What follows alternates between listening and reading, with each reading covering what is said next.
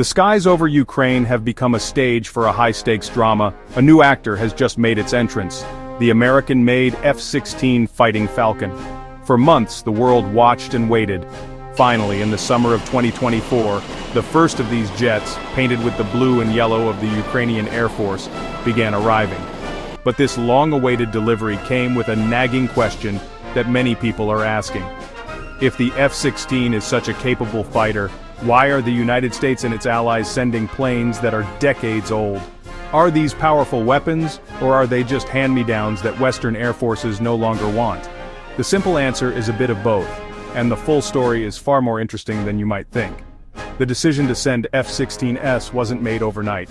It was a complex calculation involving politics, logistics, and military strategy. Ukraine has been fighting a brutal war with a dwindling fleet of aging Soviet-era aircraft.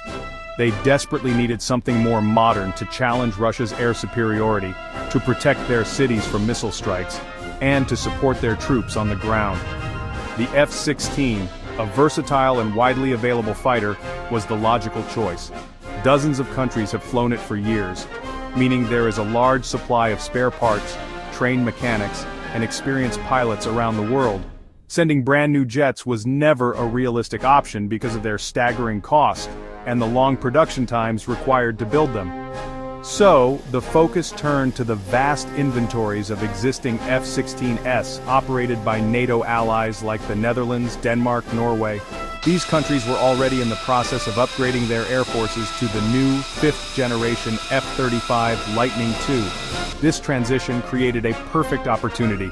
As the new F-35s arrived, their older F-16s were being phased out. It is easy to hear the term old jets, and immediately picture worn-out, unreliable machines. However, that image couldn't be further from the truth when it comes to the F-16s heading to Ukraine. These are not junked aircraft pulled from a scrap heap. They are seasoned, professionally maintained fighters, retired from frontline service in some of the world's most advanced air forces. Think of them less like a beat-up used car, and more like a certified pre-owned vehicle from a luxury brand. They have some miles on them, but they've been cared for meticulously, receiving regular updates and inspections to keep them in top-notch condition. The reason these jets are available is simple: technological progression. Air forces like the Netherlands, Denmark, Belgium are in the middle of a once-in-a-generation upgrade. They are replacing their entire F-16 fleets with the much newer, far more advanced F-35 Lightning II. The F-35 is a 5th-generation stealth fighter, representing a massive leap in capability over the 4th-generation F-16. Operating two different types of fighters simultaneously is incredibly expensive and logistically complex. Therefore, as new F-35s are delivered and become fully operational, the older F-16s are systematically retired, even if they're still airworthy and combat-capable. For example, the Royal Netherlands Air Force officially retired its last F-16s on September 27, 2024, after an incredible 45 years of service. This was not because the jet suddenly became useless, but because the F-35 fleet could take over operational duties. These retired F-16s still have plenty of life left in their airframes. Military aircraft are designed with a specific number of flight hours in mind.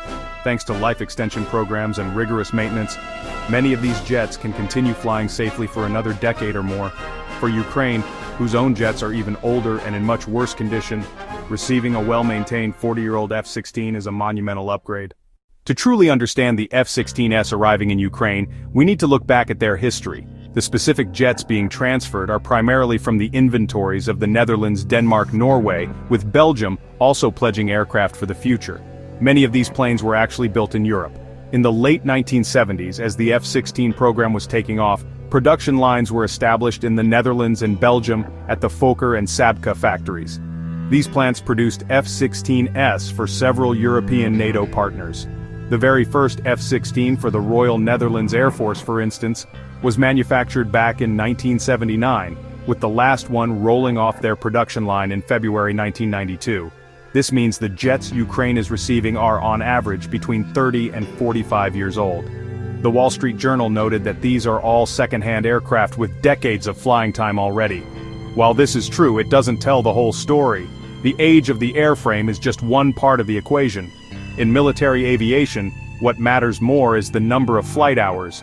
the stress placed on the airframe during those hours, and the quality of the maintenance and upgrades it has received. An older jet that has been carefully maintained and consistently modernized can be far more capable than a newer jet that has been poorly cared for. The specific models being sent are designated as F-16AM and F-16BM, which correspond to the single-seat and two-seat versions respectively. These designations indicate that the jets have undergone a crucial modernization program known as the Midlife Update, or MLU. This program was a massive multinational effort in the 1990s and 2000s to bring these older F-16s up to a much more modern standard. So, while the metal itself might be from the 1980s, the electronic heart and brain of the aircraft are from the 21st century. This is the key detail that separates these jets from being mere relics. The donor countries have committed a significant number of these aircraft. The secret to the longevity and continued relevance of these older F-16s lies in one critical acronym, MLU, or Midlife Update. Starting in the mid-1990s, European countries began a major MLU push. European F-16 operators invested heavily in this sweeping modernization program, Netherlands, Denmark. The goal was simple: upgrade older jets' avionics and weapons. Take the F-16A and the F-16B. These were built in the late 1970s and 1980s. The upgrades aimed to bring them roughly on par with newer jets: F-16C, F-16D Block 50, F-16D Block 52. This wasn't a minor touch-up. It was a deep technological overhaul. The most significant change was the radar replacement. The original F-16 radar was relatively basic. The MLU installed the much more capable AN/APG-66V2 radar.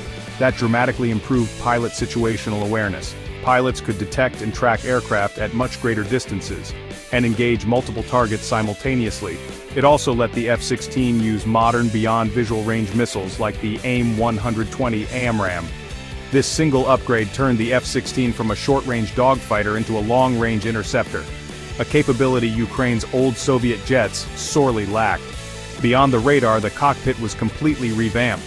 Old analog steam gauges were removed, replaced with modern multi-function displays, ruggedized computer screens. The jets also got a modern head-up display, a GPS navigation system was installed, and the ability to carry targeting pods like the Sniper and the Lightning targeting pod. Those pods let the F-16 find and identify targets from a safe distance, and guide laser-guided bombs with pinpoint precision. The arrival of the F-16 marks a dramatic technological shift for the Ukrainian Air Force. Before these jets, Ukrainian pilots were flying Soviet-era aircraft like the MiG-29 Su-27.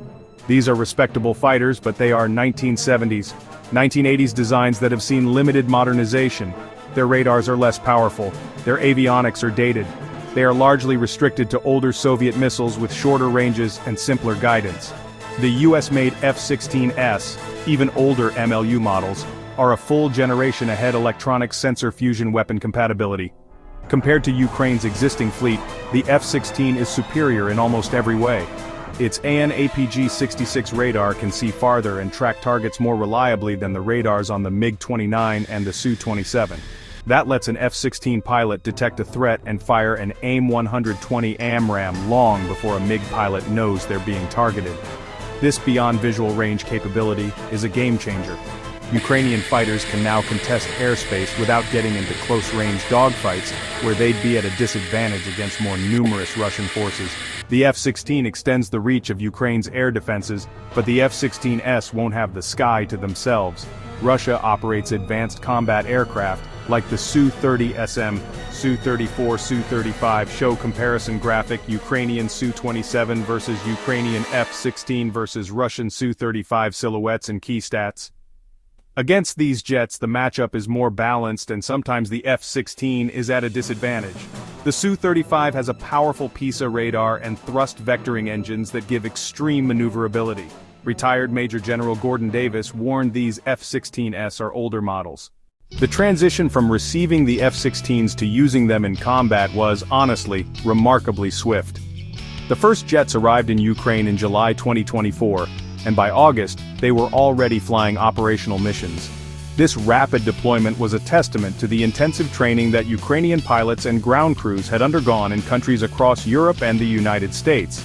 The initial missions for these newly minted F-16 pilots focused on defensive roles, where the risk was lower and the potential impact was high.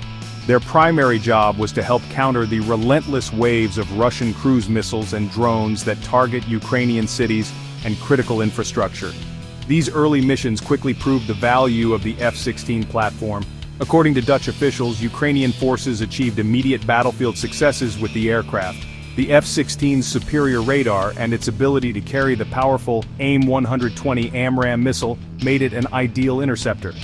Pilots could patrol at high altitudes using their sensors to scan large swaths of airspace.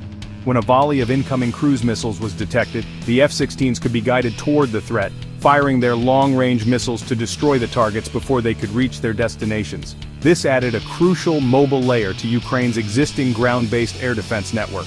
One particularly stunning success was reported in early 2025. The Ukrainian Air Force Command claimed that on the morning of December 13, 2024, a single F-16 pilot intercepted a massive Russian missile strike. In an incredible display of skill, the pilot allegedly managed to shoot down 6 cruise missiles using a combination of air-to-air missiles and the jet's internal 20 cannon. While the F-16 has brought new capabilities and notable successes to the Ukrainian Air Force, its deployment has not been without significant challenges and painful losses. War is a brutal and unforgiving business, and even the most advanced technology is vulnerable. Russia, fully aware of the threat posed by the F-16s, has made them a top priority target. From the moment the jets arrived, Russian forces have dedicated significant resources to finding and destroying them, including long-range missiles and special operations teams to finding and destroying them, both in the air and on the ground. This has made every F-16 mission a high-risk endeavor. The grim reality of these risks became public knowledge as Ukraine began to suffer its first F-16 losses. The first confirmed loss was reported in August 2024, just a month after the jets began operations. A second was reported lost in April 2025, and by the summer of 2025, a third F-16 was confirmed to have been shot down. While the specific circumstances of each loss are often shrouded in the fog of war, these incidents serve as a stark reminder of the dangers Ukrainian pilots face. They are flying into one of the most dense and sophisticated integrated air defense system environments on the planet, facing threats from Russian fighter jets and an array of surface-to-air missile systems. These losses, though tragic, were not unexpected by military planners. In any high-intensity conflict, attrition is a fact of life. Aircraft are lost to enemy fire, mechanical failures, and accidents. The key for Ukraine is to manage these losses and ensure they can sustain their F-16 fleet over the long term. This means having a steady supply of replacement aircraft. So, after all the hype, training, and combat, what is the final verdict on the F-16s in Ukraine? Are they the game changer that many had hoped for? A weapon that could single-handedly shift the balance of the war? The honest answer is no. A few dozen 40-year-old fighters, no matter how capable, cannot win a war of this scale on their own. They cannot grant Ukraine total air superiority or completely sweep the skies of modern Russian jets. The idea of a single miracle weapon is a myth. Modern warfare is a complex system of combined arms, logistics, intelligence, and sheer industrial capacity. However, to dismiss the F-16s as merely better than nothing would be a massive understatement of their importance.